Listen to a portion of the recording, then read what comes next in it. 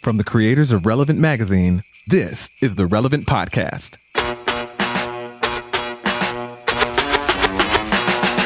was December 24th on Hollis Ave at the dark when I seen a man chilling with his dog at the park. I approached him very slowly with my heart full of fear. Looked at his dog, oh my God, a ill reindeer. But then I was yelling 'cause the man had a beard and a bag full of goodies. 12 o'clock at near. So I turned my head a second and the man was gone. But he must have dropped his wallet smack dead on the It's Friday, November 23rd, 2018, Black Friday, and it's the Relevant Podcast. Why can't it just be Friday? I'm your host, Cameron Strang, and here with me in our Orlando studios on the ones and twos, our illustrious engineer, my brother, Chandler Strang.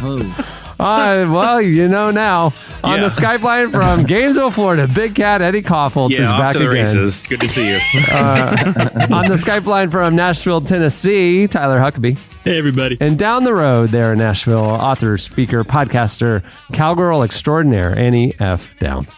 Good morning, gents. Happy Thanksgiving. Happy Thanksgiving. It's over. What are you talking about? We didn't talk to each other yesterday, so I'm saying it now. All right. Let me love y'all. Just let me love you, everyone.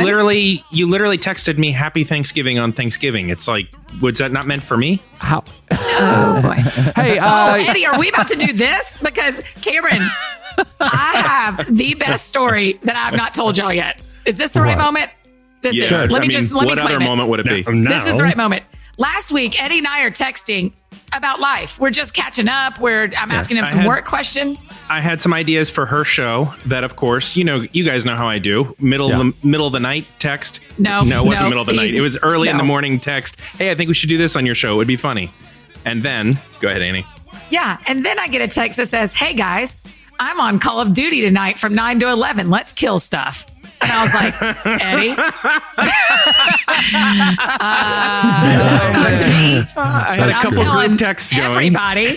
I'm telling everybody on the Relevant Podcast that your gaming just made an appearance in my text stream. Yeah. I had a couple of group texts Hey, guys, going. I'm Some on Call people of Duty from 9 to 11. Let's kill stuff. Yeah, my brother and my good friend, we all play Call of Duty together, and I would say it's pretty cool.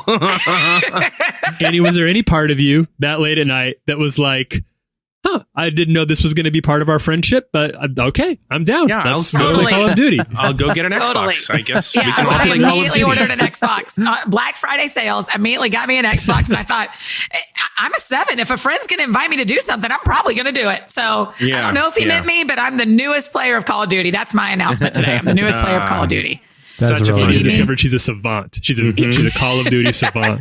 Yeah, I do that. I miss text to groups constantly. I mean, Really? Oh, it's my greatest fear. Same. I am so careful. Oh man, it is consistent, and I just at this point I'm like, never say anything on text ever that everyone couldn't read, because I will just. Have you had any disasters, Eddie? Have you had any like ooh, I mean, this was borderline. No, nothing too bad, gratefully, because it is just, I have this terrible eyesight and I hate texting as it is. So I just text quickly and I use Siri. And the next thing you know, I'm inviting Annie F. Downs, best-selling author, to play Call of Duty with also, me and from my brother. 9 to 11?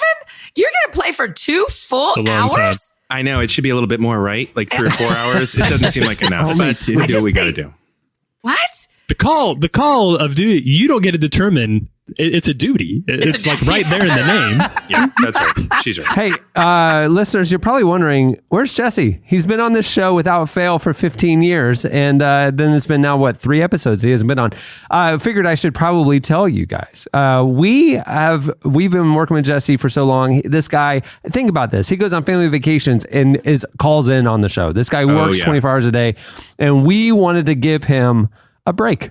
I feel like he's deserves it more than anybody in the world. So we're calling it kind of like a holiday sabbatical. And Jesse's going to get to go spend time with the kids and have fun. Yeah. And sitting in for him in the Jesse seat is Big Cat. So I will never be able to do his seat, the honor that it deserves, because he is so legendary and so great. But I look forward to saying a lot of things I regret on the air with my friends. So let's do this. Yeah. So I just want to let you guys know where he is. There you go. Yeah. Okay. Well, we have a great show in store for you today. Coming up later, Levi Lusko joins us. It's kind of a special edition of the podcast for a couple of reasons. One, my podcast, Unedited is the name. Unedited debuts on Monday. And you can go now over to wherever you get your podcast. You can check out the trailer. You can subscribe. The debut episode is with Levi Lusko. What Unedited is a long-form conversation. It's unedited with people that I find fascinating, friends, innovators, leaders, world changers. And we've recorded probably 7 or 8 of them now. And I mean, every episode is surprising, and I can't wait for you guys to hear it. And we bring you an excerpt of the conversation with Levi Lusko on today's episode. So I'm looking forward to that. Did everyone cry when you interviewed them, or just some of us? I will tell you, I don't know that every one of them has gotten to tears, but they've all gotten real, so... so that's coming up later. I'm excited. But today is Black Friday, and normally I save little relevant news for the end. But I want y'all to know, while you're standing in line right now at Best Buy like a chump, what you could be doing is on your phone, go over to our site, and we have some crazy deals going on for podcast fans. If you go to the Relevant store, which is store.relevantmagazine.com, or you can just click the link there on our header, there's a special deal for podcast fans today on Black Friday. If you use promo code podcast, you will get 25% off your order as well as free shipping. There's a lot of new podcast fan gear and branded stuff, magazines, all the other stuff we do there at the store. And today only for podcast fans, 25% off plus free shipping with promo code podcast. Go do it. It's a good deal. Also, if you want to get out of line. Come on. Yeah, and if you want to subscribe to Relevant as well, there's a Black Friday deal going on where you get some bonus issues included, and you also get 20% off at the store if you subscribe now to today and Black Friday to the magazine.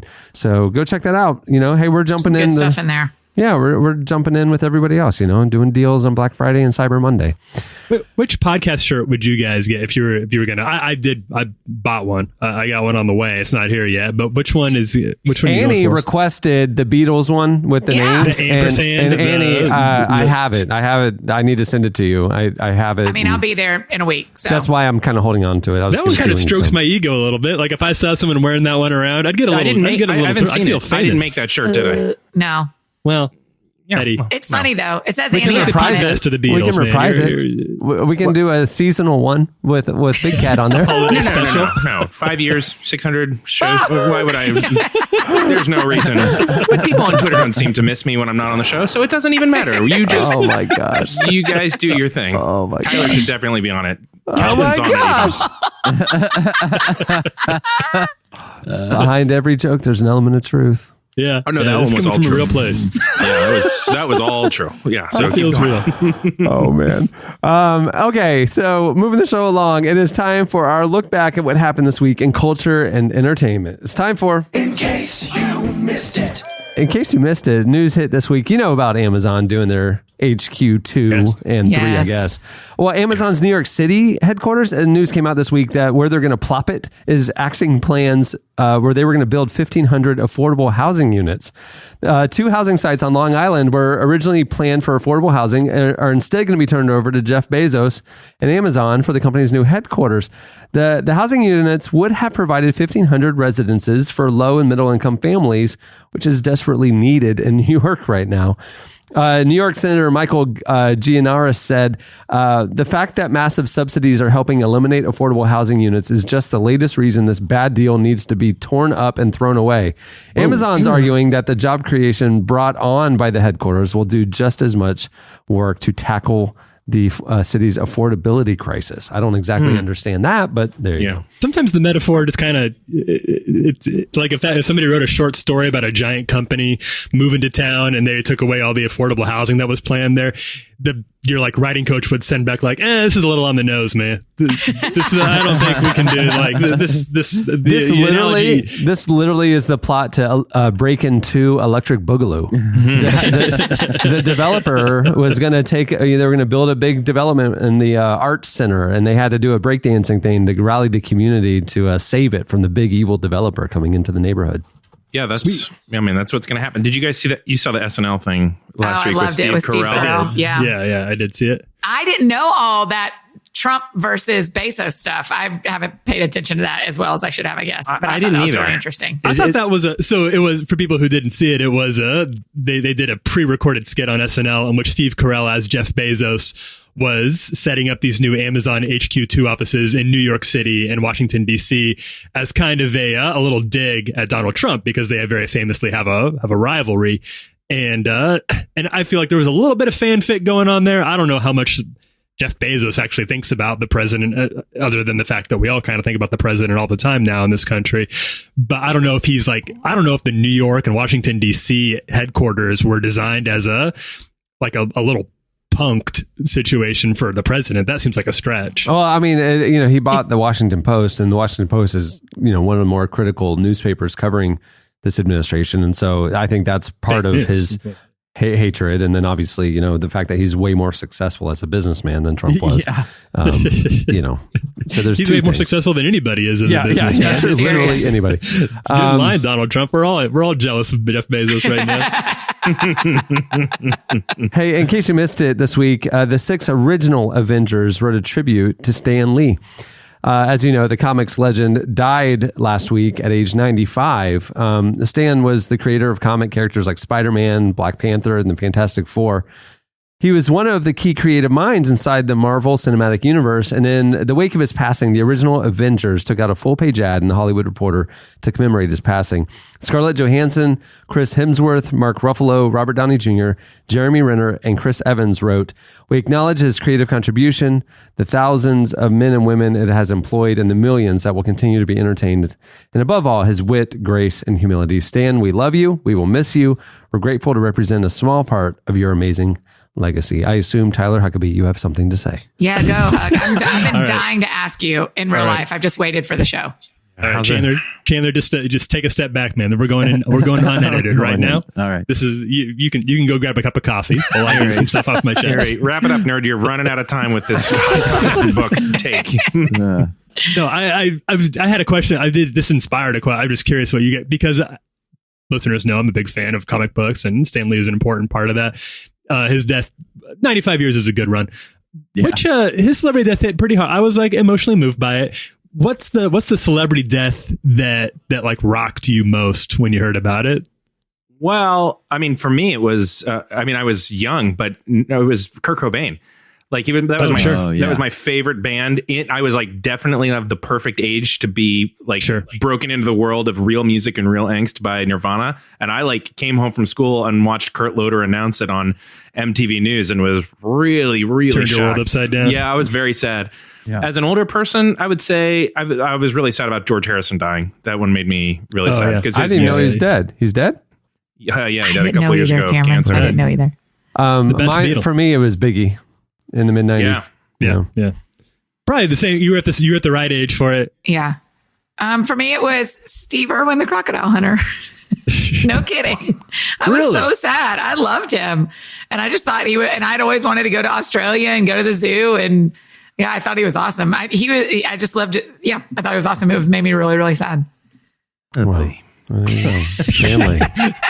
Steve Irwin, Kurt Cobain, Biggie. Take me or leave me. You either get all of Annie or none of Annie, you guys. Irwin was gone. Irwin went before his time. That was kind of hard. That's it. It wasn't that I mean, I guess not George Harrison, but Annie, you have tears in your eyes. I do not. This is my face. Oh, okay. Cameron, you see me with tears in my eyes. This isn't tears in my eyes, I promise. Yeah. But it was really sad to me. Chandler, for you, which celebrity death was the hardest? Maybe like Michael Jackson or Prince or something like that. It's just when it's really unexpected. Yeah. I think that's what kind of like Stan Lee's been around for almost 100 years. It was, so far as it can be time for someone to go, it was time. Hey, in case you missed it this week, a report came out that says young people are having less sex but there may be a dark side to that. An Atlantic feature reported that high schoolers who say they've had sex has gone from 54% in 1991 to just 40% today. It coincides with a steady decline in teen pregnancy as well. Some experts point to the statistics as being a result of increased internet access and usage among young people, a group with which other data tells us is more isolated and lonely than any other generation. To put it another way, the trend might be happening because young people don't know how to navigate intimate relationships in any sense of the word. Yeah. It's interesting. I read this study too, and I think it is really interesting how much it holds for both married couples and unmarried couples. So while it would be very easy for Christian leaders to cheer the declining sex rate among young people, and there is a declining teen pregnancy rate is an objectively good thing. Right. The fact that a lot of it isn't happening because of some newfound sexual ethic or mores among Generation Z. Right. It's also just because of an increasing fear of intimacy. And I think some of the study pointed out we're just addicted to our phones, and we'd rather be looking at Facebook and Twitter than having sex. So even people who are married and in committed relationships. Well, teens aren't looking at Facebook. Facebook is dead. That's true. Yeah. Vines or Vines. Or I don't know. Musically, Pokemon Go. Yeah. I think it's Pokemon Go now. It's an interesting one. And lastly, this one's interesting. In case you missed it, this week, the Hasbro company announced that they are releasing Monopoly for Millennials. How it's different. It says in the game, instead of normal Monopoly, players pay for experiences instead of property, because in the game's own words, you can't afford real estate anyway. The cover of the game shows Mr. Monopoly. Hey. The cover of the game shows Mr. Monopoly holding a cup of coffee and taking a selfie. Game pieces include a camera, a pair of sunglasses, and a hashtag. And quote unquote properties/experiences now include things like thrift shop, vegan bistro, and friend's couch. No, Yeah, I am just tired of this. I get the joke. Yeah. The Pinnacle Park Place is now a 3-day music festival. So there you go. Here is this opens up a broader just thing that makes me nuts, and I'm so tired of, because technically I'm by some measure I'm a millennial, depending on who you believe, but in all reality I am all definitely measures not. you're a millennial. I'm not the ones that are backed by data, because being born in the year 1980 puts you right in a funny window that some people say millennial starts at 81, but let's say I am. I'm definitely not in terms of the way I've lived my life, but this is the most maligned generation of marketing it's ever. I just don't understand why there is just the constant dogging of millennials, because I work with basically only millennials, and they're great people and they do fine work, and music festivals are fun. And also it's really hard to buy property and to own real estate. Right. I don't know that Monopoly's dogging them. They're kind of celebrating the different value system, saying I don't need to own and make money. It's about experiences and relationships. Are millennials playing board games? Can we start there? Community. Why not? I hope so. They're so fun. Not for lack of effort. Do you really feel that way? This is a hot take, because I hate board games. Really? I think if it's the right one. It's not like a general I like them all, but if it's the right board game, I have a good time with it. What do you hate about them, Andy? There's one group of friends of ours that kind of once the last bite of food has been eaten or the last sip of wine has been drunk, they're like, what are we going to play? And I'm like, no, we're still talking. We're still here. Oh. And I just don't think they're fun. I don't think, and I get, y'all, this will not surprise any of you because you know me very well. I get so competitive and I hate the way it makes me feel. That's hilarious. And so I lost at Gestures last week, and I was like, you know what? I need to go home anyway. I'm tired. I'm not doing another round of this. So you hate board games because, in a sense, you feel like you love them too much. I love them too much. You need to win them. Yeah, that's so it's just easier to abstinence is easier. Just I'm not going to play. Otherwise, it's going to go downhill. All or nothing. All or nothing. Yeah. I just don't. It isn't fun when people get competitive. I just don't. When I get competitive, just don't like them. So this whole thing, you lost me on there's a new board game. I'm like, deuces, not doing any of that. Really? That's so interesting. Yeah, I know. I don't really play. I will. Like if we're all eating dinner together, right? At sometime, and the thing y'all want to do is that I'll do it. I'm not going to leave. I'm literally not going to leave over it, except once I'm tired. Then I am going to leave. I like if it's the right board game. I don't like one that's so strategic that nobody can hang. Like sometimes I feel that way about like a Settlers of Catan, which is a really fun game, but it's so intense that people sort of sometimes like don't talk. I like the board game that's right in between that. Somewhere in the evening, everybody can get around a table and you're still like laughing and telling jokes and being silly. But at the same time, you kind of have something to do. And it's sort of like it fills in those in between moments where you're all just like, yeah. And then we I think just we can all agree, though, yeah. that Monopoly is not that game. Monopoly isn't like context. Monopoly is the evening now. Well, it's not the evening. It's the whole day. Setting it up. Oh, yeah. Same with the life. First 3 life hours. is the same. You're like, this is such Fighting a long over game. rules, fighting over rule differentiation. Someone's going to bust it out over Get outta Christmas. here. Someone's probably going to bust out the Millennial Monopoly because they heard about it on this podcast. And they're like, hey, Tyler, we're listening to you and your friend's little podcast thing you do. We bought it. Sound like a good time. Now let's start getting it set up. That'll take the first half of your Christmas vacation. Yeah. Yeah. Puzzle versus board games. Because I'm going to do a puzzle all day long. Are y'all into that? I hate puzzles more than I can even tell I you. don't like puzzles very much. A house divided. I hate them. And I don't even like that word. I'm not even allowed to use that word, but I hate them. It's like a word we don't use in the house. I'm not. At the holidays, my extended family will always get a puzzle going. And, They're really into it. But they're really into it. But they It's just sit there great. quietly and don't talk. I know. Oh, see, that's the thing. We sit around and talk while we're puzzling. No? Y'all But sit there's quietly. there's not a lot of strategy to it. And you're like, oh, cool. I just made a big version of the picture that was sitting right in front of me the whole time. I guess if there was like a mystery puzzle and I'm like, what am I putting together? Oh, look at that. It's Washington crossing the Potomac or something cool. But like generally, it's just like neat. I made that thing that's right there, except it's just like a to-do list. All puzzles are just a to-do list. Just like, just keep moving along. There's no Into strategy. the idea of a mystery Yeah, yeah. It's puzzle. just, did your eyes land on the piece or not? And it's like that's what's frustrating to me is like Yeah, any it's like, game. There's no way to be good at it. really. Right. There's no, you can't get better. I mean, at least if you're playing Sudoku or Free Cell or There's something, skill, there you can learn some things that'll help you get better and better. But Yep. puzzles are just kind of like, cool, the pieces fell where my eyes landed on them. There you go. Yeah, I don't know. I'm so done. can It's get like, behind that. Boy, matching Grinch colors. Grinch times 4. You guys. And the You're real hating exciting puzzles. moments are somebody you're like, oh, I found an edge. Oh, cool. I found a corner. You're like, you're just matching colors and shapes. What are you, child? I've got a pitch. I'm on Kickstarter right now. I'm putting this together. If any enterprising listeners want to join in, the link will be up. We'll put it in the show notes for this podcast, in which we make a new puzzle. It'll be a big jigsaw puzzle, 1,000 pieces, in which if you try to put the wrong pieces together, there's a little shock, just a little. It's not deadly. You're not going to die, but it'll hurt. You'll need medical attention, and it'll shock you. So then you're going to be forced to get actually better at putting puzzles together. You're going to have to make sure you know what you're looking for. And also there is no picture on the button, so you don't know what you're trying to build the entire time. And you get shocked every time you miss. If puzzles are going to continue to be part of the society, we need to improve the game playing How experience. Jesse honoring of you to come up with such an insane idea. Yeah, there It's needs a to good there just idea. there just has to be some strategy to puzzles. If there was some strategy, well, then there's something fun Yes, to there it. is a strategy. You put the edges together, Oh, and then you put the middle together. I found an edge. Oh, look, straight. It's straight. Strategy. That's not strategy. Strategy is figuring out when to buy a hotel versus when to buy an apartment, where to put it because of where it's going to land. If you can handle the rent on it, that's strategy. Finding blue. Oh, blue. Oh, look, blue. Oh, look, blue. Merry No, Christmas. It's blue. no, not that blue. Blue with a little bit of the white because of the edge of the cloud. No, a little bit blue. of. Yeah. Oh, that's blue. No, that's too blue. Is this sky blue or water blue? Because it's always got to be some picture of Oh, like yeah, a fox. sky blue or water blue. You're exactly right. Yeah. No, That's that really one's funny. a reflection, not a cloud. Hey, That's hey, water. you guys. Found a corner.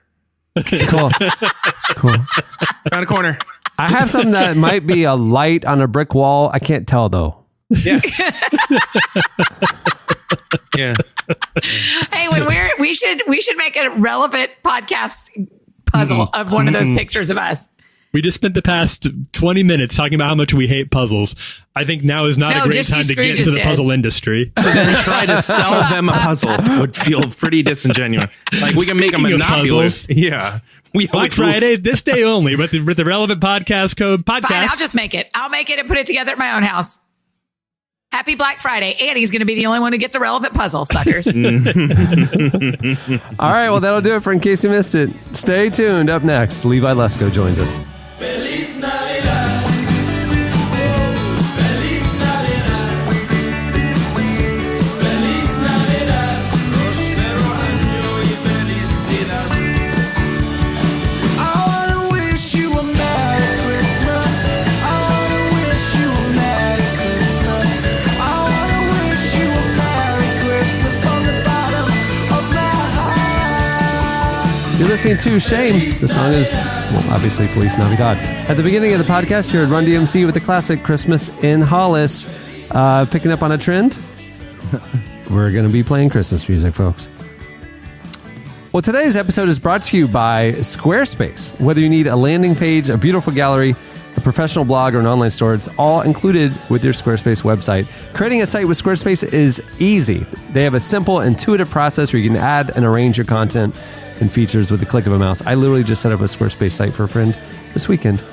Squarespace makes adding a domain to your site simple. If you sign up for a year, you'll receive a custom domain for free. And they have beautiful templates, even seamless commerce tools if you want to sell stuff, and amazing customer support. Right now, Squarespace is giving Relevant Podcast listeners a special deal. You can head over to squarespace.com/relevant for a free trial. And when you're ready to launch your site, use the offer code RELEVANT to save 10% off your first purchase of a website or domain. Do it. Squarespace. Build it beautiful. I like how you just casually said, I built a website for a friend this weekend. I did. It took That's how like great an hour. Squarespace is. You can casually say, I built a website for a friend, whereas normally it would have been like, I casually spent $15,000 on a web developer who built a website for a friend over the course of 3 months and multiple revisions. Or you can say, Squarespace. It was Look like what an I did. hour on Sunday night, and I used promo code RELEVANT to save 10% too. So Yeah. I love it. Dude, I did. I've used it. I love it. Levi Lusko is lead pastor of Fresh Life Church in Montana. Well, they actually have a lot of locations, and the author of a number of books. His newest one is called I Declare War. He is the debut guest on our brand new podcast, Unedited, with Cameron Strang. It's really weird that the full name has my name in it. Unedited is what I'm going to call it. And we sat down with Levi, and what you hear in that first episode is the completely uncut conversation. That's what the show is going to be. It's going to be the opportunity to sit down with these thought leaders, pastors, creatives, innovators, and you're going to hear the entire unfiltered conversation. It's something that people have been asking for, to be honest. I mean, here on this show, you've heard 6 or 8 minute clips of these great conversations for years, but now we wanted to bring you the full thing. So here on this show, we are going to give you the 8-minute clip. Go listen to the full conversation on the debut episode of Unedited. It's available at iTunes or wherever you download your podcasts. Here is part of my conversation with Levi Lusko.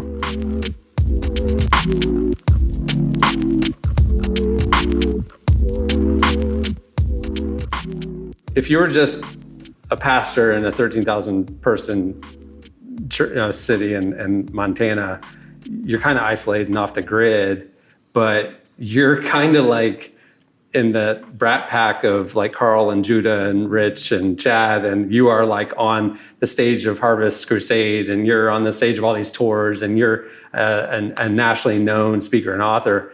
How did that happen? Oh man, one day at a time, I guess. Really? There was that Did you ever aspire to that? Were you like trying to like? So no, I don't. I've never really tried to do anything other than. I mean, you want your message to get to as many people as you can. Yeah. So I mean, there's not like not a thought about reach, but I think. But you wouldn't be in Whitefish, Montana. If you it's not a great strategic place to do what we're doing simply from a flight perspective. I was thinking Yeah. you got to fly 2 outbound flights a day. I mean, in the summer it picks up. We're having a big summer. We got nonstops to San Francisco, Atlanta, Chicago. Summer's crazy. And then wintertime it dries up and you can basically get to Denver, Salt Lake, Seattle. And then you got to connect everywhere. So Wow. a lot of early mornings.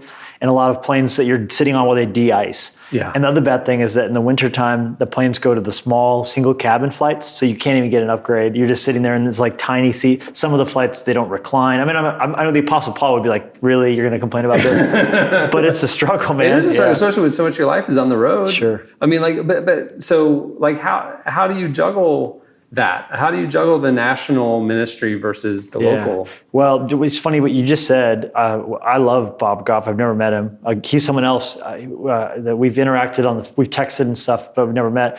What you just said he told you to do has been pretty much the exact opposite of what we've been trying to do lately, saying yes to everything. Only because we've had years like that where we said yes to every request, yes to every tour, yes to everything, and it becomes really challenging to build what you're trying to build at home and juggle what you're doing on the road. Because for us, my dad taught me when I was a little kid, if someone asks you to speak at a Bible study of 3 people, go do it. You know, he was an assistant pastor at a church and has always been involved in Christian radio, which is why I'm in Orlando speaking to the broadcasters tomorrow. Oh, really? Yep. So I when I was a youth pastor, it was like if I got asked to, the funniest speaking engagement I've ever had was I got asked, would you speak to a Chinese Christian church on parenting? I was not a parent. And I'd been a youth pastor for like a year. So what did I know about parenting? You know, I barely survived childhood, but I said yes. And I looked up biblical principles on parenting and tried my best. I had to take my shoes off because they all took their shoes off at the door of this Chinese Christian church. And so barefoot, I stood there and talked about parenting. So that was kind of my mentality, and just walk through whatever opportunity. I'm not good at networking. Someone asked me the other day, it's like, hey, if I want to do what you're doing, how do I network? I'm like, I'm an anti-networker. Yeah, I'm the same way. That's why we've never met. So green rooms, like I'm not that guy like, hey, you've booked me to speak at your event. You know what I mean? I'm not on LinkedIn or whatever you do to do that. Yeah. So I don't have that hustle bone in my body. But what I've always tried to do is just any opportunity God opens for me that I feel called to be at, I'm going to go with all my heart and try and bless the people that I'm there for. How do you juggle the family and the church and maintaining? You probably don't care about maintaining your national platform, but your publisher does. You know, like how do you juggle all that, man? I mean, imperfectly would be the best answer. Yeah. My wife and I wish you could meet Jenny. She is amazing at helping me understand the pulse of our home. So we have on our wall the whole calendar, and any opportunity we get, we pray at and look at the whole year. And what I found was, and Pastor Stephen Furtick taught me this, don't ever just look at your Google Calendar when you're making a decision, because you only look at that month, but you don't see the context. So when you look at on the wall the next 12, so right now it'll say September through whatever that'd be, August next year, and you make the decisions a year out looking at that, and then you just give the best yes, you know. So family days, vacations, our camping trip we do as a family, those date nights, getaways, those are set in stone, and those yeses go before. Then Fresh Life's yeses, and then after that, it's other opportunities. I learned the hard way of like spreading myself too thin and not having the boundaries on work and home. Yep. And like I don't speak or travel as much as you do, but like, you know, for me, juggling relevant and then juggling being a good dad, and you know, like after 6, I don't check work emails. I'm totally 1,000% family. Well, because otherwise, the version of you that gets to the event is not what you know you would want to send. Mm-hmm. So when you can say, you know, when you end up doing too many things, then you get there and you're like frustrated you're there. And meanwhile, you know, you're getting emails from home telling you that the fires are burning and the villagers are surrounding the castle trying to get you out. And so I think it just creates more stress than you need. So you said you're saying no a lot more now. Yeah, just we're at a season right now where I'm really trying to focus on building our house, our church house, and really trying to be present. And you can FaceTime in to some stuff, you can call into some stuff, but there's not a substitute for bumping into people in the halls and for having those conversations that happen organically, walking from your car to the building. I mean that and so we're just really in a season where we're really trying to give concentrated effort to Fresh Life. I've noticed, like, you know, I'm not a pastor, but like watching from afar our friends like, you know, Carl Lentz, you know, he and Joel built Hillsong New York, and I just remember those earliest days. It was like he's there every service. He's preaching 7 times a weekend sometimes as it was growing, and it was very focused on Hillsong New York. And then because of the success of that, he got pulled out into the national, and it's almost like my perception was like he was like less connected with the local house they were building, and it's almost like then the course correction. Yeah, and it sounds like that's what's happening with you too. And like Chad Veach, Lunch and Zoe in California, it was like he was kind of national, and then when they planted, I mean, he was just like there, buckle down. 100%. Well, we're 12 years in, so we're our pendulum has swung every way it can swing, and so I feel like we're in a season right now where we're making decisions more carefully than we have in previous seasons. Yeah. How's the church going? I know you guys are multi-site. Yeah. Is it video like Life Church model? I would say more than any others, what you experience on a weekend is probably patterned after Life Church in the way we use video. Although we do a 3-screen setup like North Point to where the center screen is life size. That's really? a big difference. Yeah. Do you like, I don't know, again, I don't know church ministry at all, but like, do you guys look at what each other's doing and like go, oh, I like that, and let's do that? For sure. Do you really? Well, I think there can be kind of like an elitist arrogance that would cause you to not want to do that. Sure. Like, oh, I don't want to be that. Like, I'm not the guy. We just say like, hey, look, if we're going to steal, let's steal from the best. You know. So I mean, we totally do that. If I go speak at church and there's something, I think the need to be original could actually rob you from doing something that's great. How so? So if someone is doing something that's genuinely innovative and groundbreaking, but you have this like need to be like, no, we only do things that are our own idea. For example, one of our worship leaders said, we should sing more of our songs and less of Hillsong songs. And we do sing some originals, and we do sing a lot of Hillsong songs and Elevation songs and Jesus culture. And I said, look, I'd be the happiest person in the world to do one of our songs, Song 4. Let's write Cornerstone or Oceans or So Will I, and then we'll put it in Song 4. In the meantime, we'll do our Song 2, and then right before we get going, we're going to put the best song in, and it doesn't matter whose it is. That's interesting. There shouldn't be nepotism for ideas. Yeah, that's true. That's a good point. It's just interesting to see. So you're 12 years in, you're going multi-site.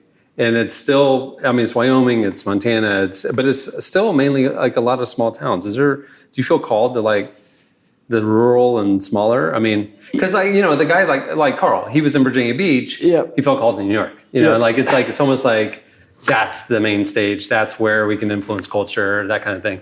And you're kind of spreading out into the areas where nobody else is. It seems like. Yeah, I mean, we feel when we got to 5 years. That was our commitment to God. We said, we'll give you 5 years in Montana. Like, if it's not working, we're not just going to continue to be, even Paul had the sense to say, hey, maybe we should go to Europe, So at the 5-year mark, we had seen 3,000 commitments to Christ. And that was that kind of symbolic number because of what had happened on the day of Pentecost. And so my wife and I, literally at the 5-year birthday, we had our 3,000th commitment to Christ. Wow. And we were like, that's crazy. So obviously God's in it, and we're not going to, go somewhere else. And at that point, our goal became, let's get a church in every significant population center inside the state of Montana, which we have now. Helena, Bozeman, Billings, Polson, Great Falls, Missoula, and Whitefish and Kalispell.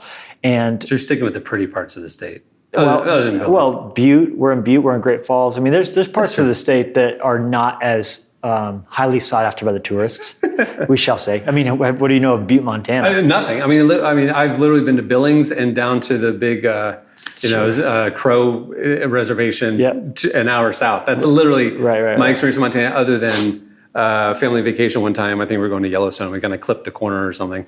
Yeah, on that side of the state. It's a great state. Totally different. Yeah. And then, but now we're also in Salt Lake City, and then we took over a church in Portland, Oregon, and then we're also in Jackson Hole, Wyoming. Do you visit those? Do you preach there ever live? So I never preach anywhere live except for our broadcast campus. If I go to a church, I'll just attend and sit in and hang out and meet people and just let what Pastor Craig taught us was that you kind of devalue the video and you devalue the campus pastor if you get there and you're like, now I'm here, let's show you what it's really all about, No way. That's interesting. And I think it makes a lot of sense. And our campus pastors do preach as well. What do you say to the critics of the video model? They're saying it shouldn't be about one, why don't you raise up other speakers and campus pastors? Well, we do both. Yeah. I mean, so this last weekend, Labor Day weekend, every church had live preaching on the platform.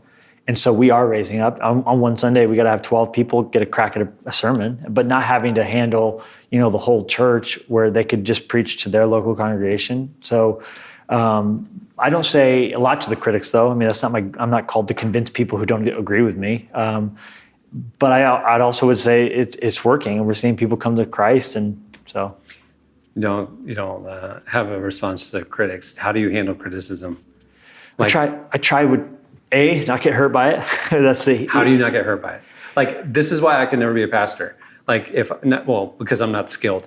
But other than that, if I was up there preaching and a family left the church, I would think it's because I wasn't good enough. It's hard. That's so hard. Like, how do you handle that? I handle it terribly every time. I don't like I told my wife this, I'm genuinely surprised every time someone leaves, every time someone walks away. Because we're so, you're pouring your life out into something. To have anyone quit and walk away, it's always like, how it catches me off guard every time, and it hurts every time. And the criticism every time challenges you.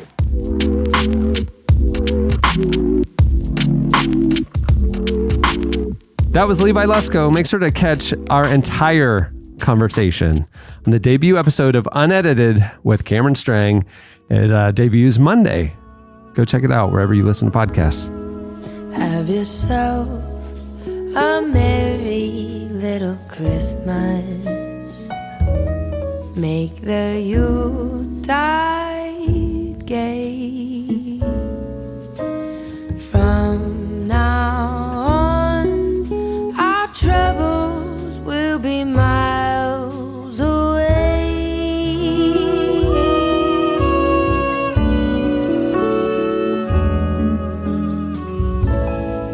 Here we are, as in olden days, happy golden days of yore. Faithful friends who are dear to us, gather near to us once more. You're listening to Lauren Daigle. The song is Have Yourself a Merry Little Christmas. Okay, it is time for your feedback.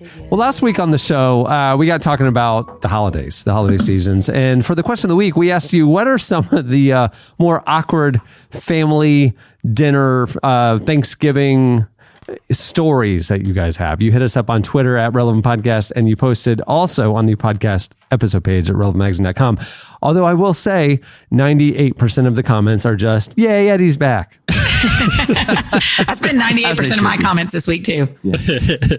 Make sure to buy my shirt. A seasonal Eddie or Eddie shirt. We put a shirt up in the store. It's just a large feline on a shirt. That's all it is. Just a large cat. So we asked you guys to hit us up on Twitter at Relevant Podcast and the podcast episode page at relevantmagazine.com. Unfortunately, all you guys did was tell us, yay, Eddie's back. So I understand it. Well, I mean, and two, I'm sympathetic. They probably today have some fresh stories to share, but it's a little. And I would say the general consensus about me is going to shift, because right now it's like, oh, look at that, this is fun, and then after a while it's going to be like, oh, that's what it was like. We remember before. Yeah, this is not fun. We need him out of here. No. But I appreciate it. It felt nice the first week, and I'll hold on to that. Eddie, the Theater of the Minds, I do really appreciate that you've set your microphone up at your new house in Gainesville. When did you move? Maybe 4 months ago? Yeah, I like because there's still unpacked boxes behind you. Oh no, that's the box that I take with me when I have to go to IGM speaking stuff. So it's never unpacked. It's a travel box. It's a travel box. But no, we are fully unpacked. I was going to say, man, I need you to. Don't you dare. If it was just me, if it was just me, we would be unpacked. But Brian Koffeltz is hardcore. And she is efficient, and I appreciate about that. And she is what has helped me be the real adult that I should be. Because if not, it would still be, there would be no microphone. I'd be wearing very dirty clothing. It would be the children they'd be terrible. Thank God for Brian. What would we do without it? The children, they'd be terrible. The children, they'd be terrible. Are you all going to be? Are you hosting Christmas this year? Are people coming over to the new Koffel's home? No. We're out of here. We are we are going elsewhere for Thanksgiving, elsewhere for Christmas. Because who's coming to Gainesville? We now live close to nobody. Right. I don't even know that I know where Gainesville is on a map of Florida. I would not admit that, y'all. Hour and a half away from Orlando. It's an hour and a half away from north. It's an hour and a half away from Tampa. It's an hour and a half away from Jacksonville. It's in the middle of nowhere. It is truly middle. It is. It's crazy because it's like there's a big college here and it's a big college town, but then 20 feet outside of that college town, it is just woods, real country. Real Florida, no joke. Stuff you hear in the newspaper about Florida, reading the newspaper about Florida. It's going to happen around here. Yeah. Alachua County. Yeah, it's deep Florida. Oh, what? Alachua? Yeah. Oh, yeah, that's right. Okay. Just saying it, you understand. You're in the middle of nowhere. You're driving along I-75, going north, like nothing. And then all of a sudden, you're going across this thing that looks like a dried lake bed. Yes. Right? Yes. Like you're driving, there's a tree line. It's very, very large. I mean, tree line on the perimeter of this thing. And it was actually a lake back in the day, a large lake where a sinkhole opened up and it drained so rapidly. The lake drained so rapidly that boats got caught in the middle of the lake. And so it was like legend that in the middle of this, dried lake bed, there were just kind of boats sitting there. And now you drive across it, going to Gainesville. That's how you know you're almost to Gainesville. Yeah. It's like there's the weird dried Y'all lake. understand you make my Georgia versus Florida joke so easy when you tell stories like that. Yeah. I mean, you just make it, it's like a platter. But it's like just as a kid, like I would always be freaked out that we were driving on this thing because it's like, but the ground opened up and swallowed the lake. Like that's like, as a kid, you're like, wait, that can happen? The cool thing is, though, is you can go out to the middle of that reserve and there's like a big boardwalk and you can see like wild horses running around and stuff. It's become this really cool nature area. Yeah, it's like wild. Okay. Pretty neat. So it's pretty cool. That's an upgrade to Gainesville. You should just go there a lot more, maybe. Yeah, and they have good pizza here. So, we're going to make it. It's fine. And it's not Georgia. Like, have you ever smelled that place? Okay. Respectfully to people who live in Georgia, it is a terrible, stinky state. Respectfully, I grew up there, and it's only the bottom half that smells terrible. But that's the other thing. The same road trip as a kid, when you hit Georgia because of the poop smell. It's my mom would say it's the paper mills. Yes. And I'm going, that just smells like poop factories. I don't know. Georgia. I smell paper. They're making paper. Smells like. I know what paper smells like, Mom. That smells like poop. That is an interesting thing about paper factories, isn't it? Because that doesn't smell anything like paper. No. It's terrible. It smells like Georgia. That's more South Georgia. Once you hit Macon, once you come above the gnat line, you're going to have a real different experience. What's a gnat line? The gnat line. You can't define something by saying it again. What is the gnat line? The gnat line. It's the gnat line. Is it below this point in the map? Like there's just a bunch of gnats in the air, and then above it there's no gnats. Right. From Macon down is below the gnat line. So you're gonna be outside covered in gnats 9 months out of the year. Not that we're playing. Yeah, not that we're playing state for state here, but like that like in South Florida, there's like Miami and beaches. There's like no gnat line anywhere. It's just like a lovely state. Like we don't have a nine. No. The difference is y'all have gnats everywhere. Our gnats stop at Macon, and they don't make it up to Nashville. I don't think you've been to Florida, but we don't understand. You got a lot of pride. I'm just telling y'all, the gnat line is a real thing. Mm-hmm. When you drive past the gnat line, the smell changes. Are they connected? I can't be sure, but there's way less gnats north of Macon. Well, you've sold no one. I've alienated every friend and half of my family, but I have not created any change in the world for good today. So well done, Annie. Yeah. I've heard of the Florida-Georgia line, but they're here in Nashville. They're also kind of a problem. That's good.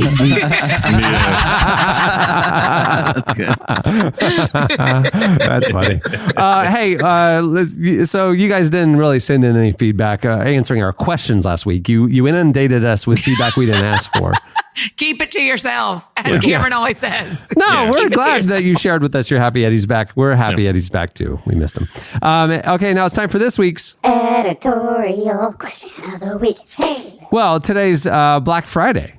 So we want to know your craziest Black Friday stories. Whether maybe you got like $5,000 worth of stuff for $6, or maybe you stood in line and got the free TV, or you saw. Do y'all ever do that? fights. Do any of y'all ever do the middle of the night shopping? I've never done it. Is that a thing anymore though? Because now everything's 6 p.m. on Thanksgiving. Yeah, I just did Black Friday shopping today. I went on Gap and bought myself some of my That's favorite true. new pants. They have expanded it. Kind of turning into Black November. Well, Those middle of the night. Listen, we had a crew when I lived in Georgia, above the Nat line. When I lived there, we had a crew every year that went that did the midnight standing in line at Target, 2 a.m. standing in line at Gap. I mean, it's pretty fun. I never saw anybody trampled, luckily. Yeah, but I sure made a beeline in Target for some things I wanted. My dad still tells the story of taking Chandler. Yeah, when I was like teenage Chandler to maybe 13 the or 14 to the 5 a.m. Kohl's deal, and they got elf hats. They got elf hats for free because they were at Kohl's in North Georgia. Man, of all the stores, that's the only time I think I've ever done the Black Friday thing. Is I just don't get it. Is there something so like? Don't we? This is going to sound terrible, but I'd rather pay $50, $100 more just for the TV. Just to buy it online and have it delivered to me at 10 o'clock. Well, is it? Must be nice to be rich. I guess it is really nice. It is awesome. Yeah, it's really nice. I mean, I think a lot of it is people. Well, I mean, I think there's the crowd that goes because they literally are trying to hit a budget. But there in the olden days, 5 years ago, I mean, the people who wanted a particular toy or a particular thing stood in line because they were going to run out. And so you went in the middle of the night because everyone wanted Tickle Me Elmo or whatever kind of weird toy was coming out, right? True. Yeah. And there's sometimes where if you don't your budget just demands that you go to a Black Friday sale. If your kids need Christmas bread, you're not going to find a more a better bargain for buying Christmas presents all year long than going to Black Friday, or you wouldn't at least a couple years ago. I'm glad though. I mean, there is a shift though. Obviously, I mean, like retailers. I mean, I'm glad and not glad about this. I mean, they're going into Thursday. I hate that. Well, I'm glad that, it's not forcing people to get up at 4 a.m., 3 a.m., 2 a.m. to get a deal. Now they can just eat Thanksgiving dinner and then go shopping. No, you're but wrong. It also stinks that it's, encroached on a holiday. Yes. But let them get up in the middle of the night. You don't need to, don't make people, because the truth is it's not just the consumers who are getting to go shopping at 6 p.m. on Thursday. It's the employees who now go to work on one of the 2 holidays that people are guaranteed not to have to work. Well, hold on. The holidays may be a really tough time for some people. And so getting to not have to sit home alone and be lonely is a good thing. And they get time and a half. Yeah, exactly. So maybe some people will look forward to being able to make extra money and not have to deal with family issues. Or just make extra money. As a true Enneagram 7. but it is true. I don't know that it's all. But REI, I brought this as a slice years ago. REI does that go outside day. They don't they close? Yeah, they close on Black Friday. Friday. It's such great marketing, obviously, but they close the day after, which I'm like, well, look at you guys. Probably end up making a zillion more dollars because of that brilliant marketing. But it is got to be nice for the REI employees. Yeah. And REI isn't really known as a discount shop, so they aren't going to play the Black Friday discount game. So we might as well just shut our doors. Yeah, there's no REI in North Georgia. Okay, so I need some of our friends to give us their stories of why it went really well that they did the Black Friday shopping. Well, so I'm win telling you guys over. 17-year-old Chandler got the free elf hat at Kohl's in North Georgia. It's true. He still wears it to this day. My dad. More than that, he got some time my dad with Dad. actually does still wear it. Wait, Steve Strang does wear that same free Kohl's? That's a quality. It was a quality elf hat. Yeah. Wow. Yep. I eat I was making a joke. Nope, Still waiting for the day when Steve Strang's on the show. Still got my fingers crossed about that. So is he. That is the unedited we're waiting for. You can interview all your who knows whats and Pastor whoever. We want Steve Strang. We want Steve Strang. Question 2 number hours unedited. Let's get it all out. He's wearing his elf hat. Yeah, I'm excited about these stories because I love a good sale. I love a person doing something stupid to get something for cheap. I'm so into this. You couldn't be more clearly Georgian if you tried. Yeah, I was going to say. I love someone showing up to Walmart at 3 a.m. I love it. I do. Give me bold peanuts. The and I'm one bad done. thing about Black Friday, I live below the Nat line, so we were in line, covered in napkins. That's head to toe, just head to toe. It's painful. It's painful. Y'all and your southern accents, I haven't heard either of y'all do that. I kind of like it. I like it. Head to toe. You know what I'm saying? I'm moving above the gnat line for Christmas this year. I don't even know. Head to toe. Not across, Cameron. You'd move above. You got to at least use the right vernacular. You'd move above or below. The gnat line. All those city folk above the gnat line. That's right. That's right. They don't even know Georgia, real Georgia. I'm going to Coles. I mean, that is true. When you told me a Coles story from North Georgia, I was like, retweet. That's probably really true. Yeah. Cole's giving out elf hats.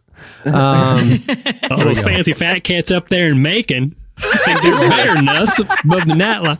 I need some Georgia people to stand up with me, by the way, also in the comments. I want your Black Friday stories and I want some gnat line backup. I need some gnat line backup. When those gnats get in your hair, it's a problem. So that's why I'm getting my free elf hat, because it keeps all the gnats out of the hair. Well, y'all all know that gnats aren't even a big problem in the winter, but don't even pretend like you don't know about gnats. But go ahead. All right. Well, many thanks to Levi Lusko for joining us. Remember, you can hear the entire conversation with him on the debut episode of Unedited with Cameron Strang, which is out on Monday. It debuts on Monday. So make sure to head over to iTunes or wherever else you get your podcasts and subscribe. Thanks also to Squarespace for making the episode possible. Remember, you can go to squarespace.com/relevant for a free trial. And when you're ready to launch your website, use the offer code relevant to save 10% off your first purchase of a website or domain. Hey, and Black Friday deals are going on at the Relevant Store. Head over to store.relevantmagazine.com. You can check out the podcast fan shop or any of the other sections. And podcast listeners get a special deal. Use promo code podcast to get 25% off and free shipping for Black Friday and Cyber Week. Head over there now and take advantage of our discount. Hey, and if you want to subscribe to Relevant, head over to relevantmagazine.com/Black Friday and get your first issue for free, plus a 20% off coupon for the Relevant Store. It's only $14.99 plus a free issue plus 20% off the Relevant Store if you go to relevantmagazine.com/Black Friday. And on that note, we'll wrap things up. I'm Cameron Strang. I'm Chandler Strang. I'm Tyler Huckabee. I'm Eddie Koffoltz. And I'm Annie F. Downs. And I'm above the gnat line. That's the other thing that's true. That is true. We'll see you on Tuesday. Happy Black Friday, everyone. It's Christmas time in Hollis, Queens. Mom's cooking chicken and collard greens, rice and stuffing macaroni and cheese, and Santa put gifts under Christmas trees. Thank you for listening to the Relevant Podcast. If you like what you heard, be sure to leave us a review on iTunes. Check out other shows from the Relevant Podcast Network in the podcast section at relevantmagazine.com. And while you're there, browse exclusive podcast merchandise at our online store. Make sure to subscribe to Relevant Magazine. Info is available at relevantmagazine.com/subscribe.